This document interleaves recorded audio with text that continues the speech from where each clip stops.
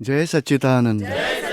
तुम्हा सर्वांच्या अंतरंगात वसलेल्या परमात्म्याला अत्यंत भक्तिपूर्वक अभेद्य भावाने नमस्कार नमस्कार नमस्कार.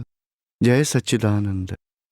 आजचा विषय ठेवलाय भरपूर वैज्ञानिक रहस्य असलेली नऊ कलमं. दादाजींचे तर वितरागी विज्ञान एवढं विशाल आहे.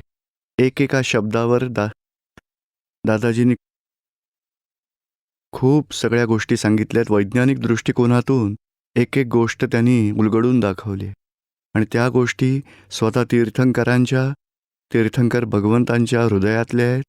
ती त्यांची दृष्टी खुली केली आहे. आता तर या काळात मन वचन कायेचा एकता आत्मयोग खंडित झालेला आहे. त्यामुळे भावविज्ञान जबरदस्त काम करू शकतं. त्याच भावविज्ञानातील आपल्या या 9 कलमांच्या अनुषंगाची रहस्य दादाजींनी उकलली आहेत. जी 9 कलमं स्वतः सारं आयुष्य 40-45 वर्षांपासून दिवस रात्र ही 9 कलमं स्वतः करत आले.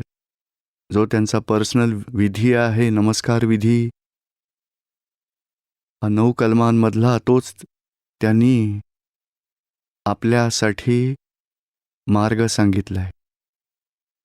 ही 9 कलमं म्हणजे ही चरणविधीमध्ये येतात किंवा मग व्यवहार चरणविधीतही समाविष्ट आहेत. कोणाचाही अहम दुखावू नये अशी शक्ती द्या. अहम न दुखावेल अशी स्यादवाद वाणी, स्यादवाद वर्तन, स्यादवाद मनन करायची शक्ती द्या. कोणत्याही धर्माच्या प्रमाण तत्वांना तडा न जावा अशी मला शक्ती द्या. कोणत्याही धर्माच्या प्रमाणांना तडा जाऊ नये अशी स्यादवाद वाणी, स्यादवाद वर्तन, स्यादवाद मनन करायची शक्ती द्या. हे दादा, मला कोणत्याही धर्मोपदेशक साधू आचार्यांच्या प्रती अवर्णवाद, अपराध, अविनय न घडावा अशी शक्ती द्या. एकेका कलमात शक्ती मागितली आणि त्याच्या मागे वैज्ञानिक रहस्य हेच आहे की 9 प्रकारच्या ज्या भावना आपल्याला भावतात त्यामध्ये संसारात खूप प्रकारचे दोष, म्हणजे 9 कलमांच्या विरुद्ध म्हणजे तसे दोष घडतच राहतात. कोणाचा अहम दुखावला जाईल अशी वाणी बाहेर पडते, तसे विचार मनामध्ये येतात, तसेच ते आचरणातही येतात. कधी धर्माविषयी विचार असेल तरी कोणाविषयी काही निगेटिव्ह बोललं जातं. हे धर्मनिष्ठ असे करतात, हे नको करायला. धर्मोपदेशकांबद्दलही काहीतरी निगेटिव्ह बोलून जातात. मग जिवंत किंवा मृत, प्रत्यक्ष किंवा परोक्ष एखाद्या व्यक्तीबद्दल काही बोललं गेलं तरीही गुन्हा धरला जातो. आता 9 कलमा ही अशी आहेत की आपले आचार, विचार, उच्चार, पूर्वभवात अज्ञानता होती. अज्ञानतेत जे काही ऐकलं, बघितलं, विचार केला, काही ना काही व्यवहार आसपास घडत होता, त्यावर अभिप्राय दिले गेले. असं व्हायला नको, असंच व्हायला हवं, हे बरोबर आहे, हे चूक आहे. अज्ञानदशा ती होती आणि प्रेमद्वेष अभिप्राय काही दिले गेले. त्या हिशोबाने आपला आजचा विचार, वाणी, आचरण फळ देण्यासाठी तयार झाले. म्हणजे भाव पूर्वभावात तयार झाले. आज विचार, वाणी, वर्तन उदयात आले आहेत, कर्म फळात आले आहेत.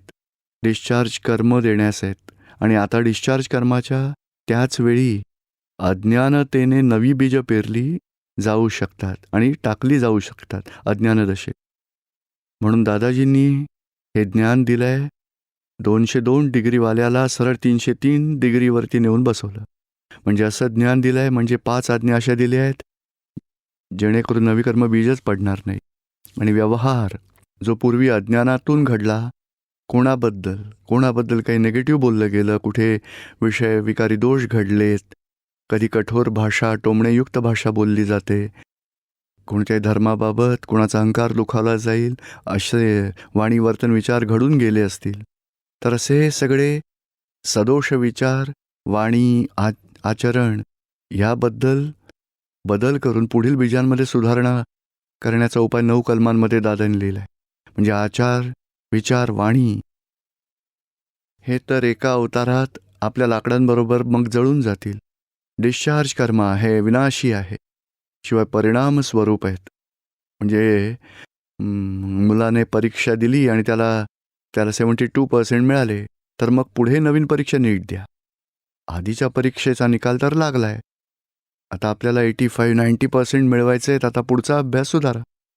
आता नवीन परीक्षेच्या वेळी मग सुधारणा कशी करायची, कसं जीवन असायला हवं, तर कुणाच्या अहंकाराला तडा न जाईल अशी स्यादकवाणी, स्यादवर्तन, स्यादवाद मनन व्हायला हवं अशी भावना, कोणत्याही धर्माच्या प्रमाणाला तडा न जावं अशी स्यादवाद वाणी, स्यादवाद विचार, स्यादवाद वर्तन असावं. कोणत्याही जीवाप्रती अभाव तिरस्कार नसावा. त्याला खतपाणी देणाऱ्या गोष्टींवर लुब्ध व्हायचं नाही, त्यातून बाहेर पडायचं आहे. एक एक भावना, नवं बीज कोणतं पेरायचं ते सांगेल. आचरण सुधारायची मेहनत घेऊ नका. वाणी आणि विचार बदलण्याचे कष्ट घेतले नाही आहेत आणि ती शक्यताच नाही, कारण डिस्चार्ज म्हणून ते आपण घेऊनच आलो, म्हणून ते भोगावंच लागणार आहे.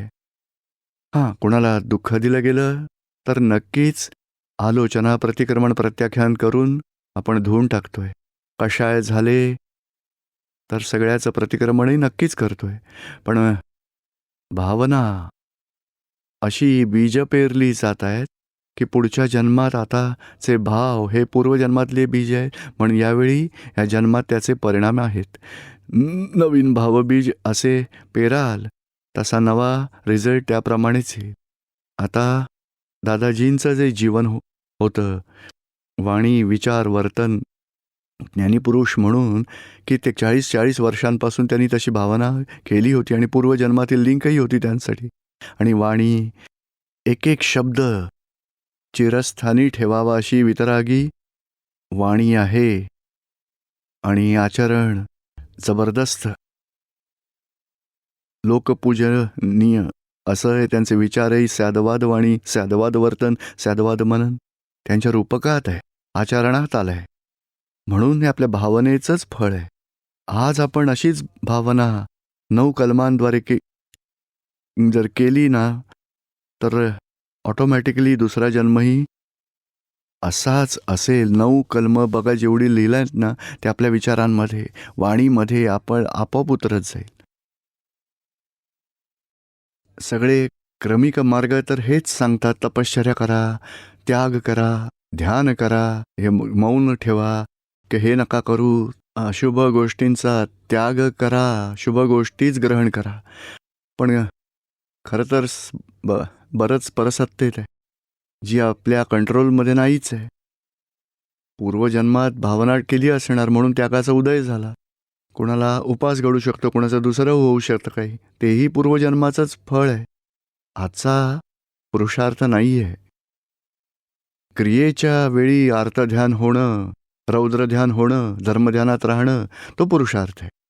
निगेटिव्ह पुरुषार्थ किंवा पॉझिटिव्ह पुरुषार्थ. असं झालं, मी किती चांगलं केलं, मी एवढं करू शकतो, याच्याकडून काही होणार नाही, मी मात्र एवढं करू शकतो, म्हणजे असे आतून भाव बिघडले तर निगेटिव्ह पुरुषार्थ. शिवाय असं करायला हवं, असं करावं, मी जास्त करेन, तर तो पॉझिटिव्ह पुरुषार्थ. पण अशुभातून शुभामध्ये जायचा पुरुषार्थ झाला. शुद्ध होण्याची तर गोष्ट नाहीच आहे इथे. म्हणून अकर्मविज्ञान हे सांगतं की रिलेटिव्हमध्ये शुद्ध व्यवहार व्हावा अशी 9 कलमं ही आहेत, आणि रिअलमध्ये आत्मध्यानात राहू शकू अशा या 5 आज्ञा आहेत. तर या 9 कलमातून त्यातही कर्तेपणा नाही आहे, कारण बाहेरून हे शिकवलं जातं, असं करा, तुम्ही का नाही करू शकत. त्यामुळे त्याने 11 उपास केले, तुम्हीही करू शकता, 5 तरी करा, 3 तरी करा. मग ते बघून बघून अहंकाराला वाटायला लागतं की मी करेन. कर्ता भाव येतो आणि कर्ता भावाने सूक्ष्मात कर्मबीजं टाकली जातात आणि कर्ता भावामुळे अहंकारही यायला लागतो. मी किती करू शकतो, गर्वरच यायला लागतो. पण ह्या 9 कलमांमध्ये कर्ता भावच नाही आहे, एक एक भावना आहे आणि शक्ती मागितली गेली. हे दादा भगवान म्हणजे अंतरंगातील आत्मा, तो शक्ती मागितल्यामुळेच ती भगवान म्हणजे दादा भगवान म्हणजे अंतरंगातील आत्मा, प्रकट आत्म्याकडे आपण शक्ती मागतोय. आपल्या परमविनयाने आपण शक्ती मागतो आणि जी कठोर भाषा, तिरकस भाषा ती न बोलली जावी अशी मला शक्ती द्यावी. कोणी कठोर भाषा, तिरकस भाषा बोललं गेलं तर मला मृदू रुजू भाषा बोलायची शक्ती द्यावी. अशावेळी आपण बीज, आपला अभिप्राय काय आहे, अज्ञानदशेत काय होतं, कोणी काही वेडंवाकडं बोललं तर आपला अहंकार उफाळून येतो आणि आपण काहीतरी निगेटिव्ह बोलून टाकतो. तुम्ही लोक काय समजता, आता मी नाही चालून घेणार, असाच आहेस तू, तसाच आहेस. म्हणजे ही अशी अहंकार युक्त वाणी आली की आपलाही अहंकार मग प्रकट होतो. वाणीतून वाईट शब्द बाहेर पडतात. अशा वेळी कोणी कठोर भाषा, तिरकस भाषा बोलले तर मला मृदू रुजू भाषा बोलायची शक्ती द्या. शक्ती मागितल्यामुळे अहंकार वाढत नाही, उलट आपला अभिप्राय बदलतो. कोणी कठोर बोललं, तिरकस भाषा बोललं, कठोर म्हणजे नालायक माणूस इकडे, समजत नाही का तुला, काय समजतो स्वतःला, असे वाईट शब्द बोलले, कठोर बोलतात त्याला, तर अहंकाराला तडा जाईल त्यामुळे. आणि तिरकस म्हणजे याचा काही ठिकाणाच नाही, याला तर काही अक्कलच नाही, मी तर एवढं केलं आहे, मी तर असं करेन बघा, हा तर असाच आहे, हा तसाच आहे. दुसऱ्यासाठी मागच्या गोष्टी लक्षात ठेवून टोमणे मारायचे, नेगेटिव्ह बोलायचं. म्हणजे असं कठोर आणि तिरकस शब्दांमुळे सगळ्या प्रकारच्या वाणींचे दोष उत्पन्न होतात. त्या व्यक्तीबरोबर राग, द्वेष, वैर भावना होतात.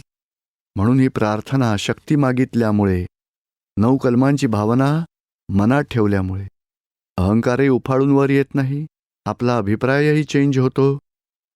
म्हणूनच कठोर भाषा, टोमणेयुक्त भाषा न बोलली जावी अशी शक्ती मागितली आहे. म्हणूनच दादा भगवान मला अशी शक्ती द्यावी, म्हणजे भगवंतांकडे शक्ती मागायची. त्यामुळे या सगळ्याचा अभिप्राय चेंज झाल्यानेच त्यातील दुसऱ्या जन्मातली जबाबदारी समाप्त होते. आणि भावना केली की कोणी कठोर भाषा, तिरकस भाषा बोलले तरी मी मृदू रुजू भाषाच बोलेन, म्हणजे नवा अभिप्राय टोटल बदलून गेला. आणि भगवंतांकडे शक्ती मागतात, आणि जेवढी शक्ती मागतात दादा भगवंतांच्या कृपेने शक्ती प्राप्त होतेच बघा. त्यासाठी करावं काहीच लागत नाही. त्यासाठीच दादाजी सांगतात दिवसातून 3 वेळा, सकाळी, दुपारी आणि रात्री, हे नक्कीच करायला हवं. शक्यतो जास्त वेळा करा, 5-5, 10-10 वेळा करा. कारण इथे हीच बीज सुधारण्याची, सरळ बीज सुधारलं जातं. पुढचा जन्म सुधारतो आणि जन्म सुधारला गेला की जन्मोजन्म सुधारतात. आजकाल तर शेतीमध्ये नाही का रसायनयुक्त बीज असतात. अशा वेळी नको, आम्हाला असं बीज पेरायचं नाही. म्हणजे ऑर्गॅनिक सीड्स घेऊन येतात, डायरेक्ट बीज पेरा. आणि जमिनीतली जी केमिकल्स आहेत, बीजही रसायनयुक्त असतात, औषध फवारणावी लागतात, फर्टिलायझर, केमिकल, हे सगळे केमिकलयुक्त असताना त्यात ऑर्गॅनिक बीज रुजणारच कसं. तसंच अज्ञानदशेत लोकांनी राग, द्वेष, मोह, कषायांच्या आधारेच कर्म बांधली होती. तेच आज आचार, विचार, उच्चार फलस्वरूपात आले. तर त्यात सुधारणा कशी करणार. तर दादाजींनी त्यातले 2 भाग वेगळे केलेत की बाबा त्यातले सुधारत बसू नका, नवी बीजं आम्ही देतो तुम्हाला, डायरेक्ट नवीन बीजं सुधारा, भावना सुधारतील, भवोभव 9 कलमं अशीच आहेत, डायरेक्ट बीजं सुधारतात. आणि आचरण जसं ज्याचं असेल ते हळूहळू, समजा एखादा माणूस सिगरेट ओढतोय, तसं करणं मग चुकीचं आहे, नको ओढायला. मग भगवान मला शक्ती द्यावी, मी कधी न ओढावी. म्हणजे अभिप्राय बदलला की तेव्हापासून नवी कर्म चार्ज होणं बंदच होईल. म्हणजे नव्या जन्मात सिगरेट ओढू नये असं वाटतच राहील. आणि जेवढ्या वेळे शक्ती मागेल त्याचा अभिप्राय होता की सिगरेट ओढल्यावर मजा येईल, मजा येईल, मजा येईल. त्या अभिप्रायाच्या विरोधात स्वतः गेल्या, अभिप्राय सगळे गळून पडतील. म्हणजे आपल्याकडून जे हवं आहे, सिगारेट ओढण्यात मजा येईल, मजा येईल, तर तो अभिप्राय आपल्याकडूनच तोडला जाईल. प्रकृतीमध्ये डिस्चार्ज कर्म उरतील सिगारेटची, पण स्वतःचा अभिप्राय मात्र तो बदलेल.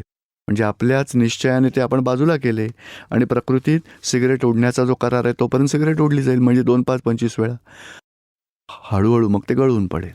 पण आपली भावना काय आहे तर नाही, कधीच ओढायची नाही. आता 9 कलमं अशी आहेत की व्यवहारात 9 प्रकारच्या भावनांमुळे संसार व्यवहारातील अनंत प्रकारच्या दोषांसाठी प्रतिक्रमण भाव आहेत, प्रत्याख्यान भाव आहेत. म्हणजे कोणाचाही अहंकार दुखावू नये, कोणाच्या धर्माच्या प्रमाणाला धक्का लावू नये, अभाव तिरस्कार करू नये, जिवंत किंवा मृत कोणाही धर्मोपदेशकाबद्दल कठोर भाषा, अपमानित भाषा बोलू नये, विषयविकारी दोष करू नयेत. 9 कलम एकेका भावनेतले कित्येक प्रकारचे सांसारिक दोष नष्ट करून टाकतात. आजचा अभिप्राय किंवा दोषांमधून मुक्त होऊन जाऊ अशी वाणी, विचार, वर्तन पुढच्या जन्मात आपल्याला लाभेलच. म्हणजे हा सगळ्यात मोठा पुरुषार्थ आहे. आपणच आपल्यातल्या किती गोष्टी सुधारू शकतो, कित्येक व्यवहारातल्या एकेका गोष्टींमध्ये कसं प्रतिक्रमण करू, कसा पश्चाताप करतो, हे कळो किंवा न कळो, पण 9 कलम म्हणत राहाल तर तमाम शास्त्रांचं सारच त्यात असेल आणि सारं जीवन पुढच्या जन्मातलं 100% बदलूनच जाईल, बीजच सुधारलं जाईल. म्हणजे आचरणात आणण्याचा विषय नाही आहे हा का 9 कलम. अशी वाणी बोला, असं वर्तन, असा स्यादवाद आणायचा नाहीच आहे. फक्त भाव त्यात आणायचा आहे, भावबीज. आचरण तर आपोआपच येईल. शास्त्रांमध्ये खूप सारी उदाहरणं आहेत. म्हणजे आचरणाला काही मूल्य नाही. भाव सुधारून केवळ ज्ञानापर्यंत पोचू शकू. आत्मभावनेच्या भावनेने केवळ ज्ञानापर्यंत पोचू. आपला देहभाव सुटला, देहाचे आचार विचार उच्चारांवरची जबाबदारी कुठवर आहे? मी करतो, करायलाच पाहिजे, असं जे घडतंय त्यामुळेच आपला अभिप्राय बनतो. म्हणूनच बीजं पेरली जातात. आणि अकर्मविज्ञान हे सांगतं की जे काही घडतंय त्यातच आपला अभिप्राय चेंज झालाय. म्हणून अशी वाणी, असे विचार, असं वर्तन नकोच आहे. तर स्यादवाद वाणी, स्यादवाद वर्तन, स्यादवाद मनन हवंय. पण जर हे भाव बदलले तर म्हणजे या जन्मातले जे काही आचार विचार उच्चार आहेत त्यांची जबाबदारी पुढच्या जन्माकडे जाणारच नाही. म्हणजे आपल्या चरणविधीच्या पुस्तकामध्ये ज्या काही गोष्टी आहेत, 9 कलम, प्रातर्विधी, शुद्धात्म्याची प्रार्थना, सिमंदर स्वामींची प्रार्थना आणि निश्चय व्यवहार चरणविधी, त्यात एवढ्या पॉवरफुल गोष्टी सांगितल्या आहेत की तेवढंच केल्यामुळेही संपूर्ण भव सुधारेल, एकावतारीपर्यंत पोचवेल. एवढ्या पॉवरफुल गोष्टी आहेत. आणि 5 आज्ञासुद्धा टॉपमोस्ट आहेत. त्यामुळे तर नवी बीजही नाही पडणार आहेत आणि जुनी कर्मफळं समभावाने पूर्ण होत जातील. म्हणून रिकाम्या वेळेचा सदुपयोग करायला हवा. या किमती गोष्टी आहेत, शास्त्रांचा सार आहे हे सगळा. दादाजी 30-30, 40-40 वर्षांपासून स्वतः याची आराधना करत होते. स्वतःच्याच पुरुषार्थाची ही गुरु किल्ली त्यांनी सांगितली. म्हणून आपण त्याचाही उपयोग करायला हवा की नाही हे दादाजींनी सांगितलं आहे. आणि आपण नीट निश्चयपूर्वक ही सगळी रोज 9 कलम कमीत कमी 3 वेळा जरूर वाचायचेत. आणि त्यांचं पुस्तकही आहे, भावना सुधारेल भवोभव. त्या पुस्तकात तपशिलात वर्णन सापडेल. दादावाणी मॅगझिनमध्येही अशा 9 कलमांविषयी लिहिलं आहे. त्याचा अभ्यास करण्यासारखाच आहे. आणि हळूहळू उपयोगात रोज भावना स्वरूपातच ही भावना ठेवायची. त्यामुळे सूक्ष्म पुरुषार्थही आपला ज्ञानींच्या सांगितलेल्या मार्गाप्रमाणे घडत जाईल. ज्ञानींच्या दृष्टिकोनातून आपलं जीवन घडत जाईल. तेच असेल फलस्वरूप.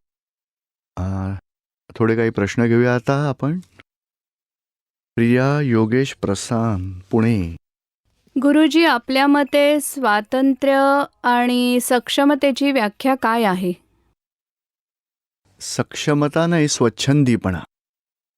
सक्षमता म्हणजे कपॅसिटी, त्यात जो पॉवरफुलनेस तो तर वेगळाच आहे बघा. स्वच्छंदीपणा आणि स्वातंत्र्य 2 विरुद्ध गोष्टी आहेत.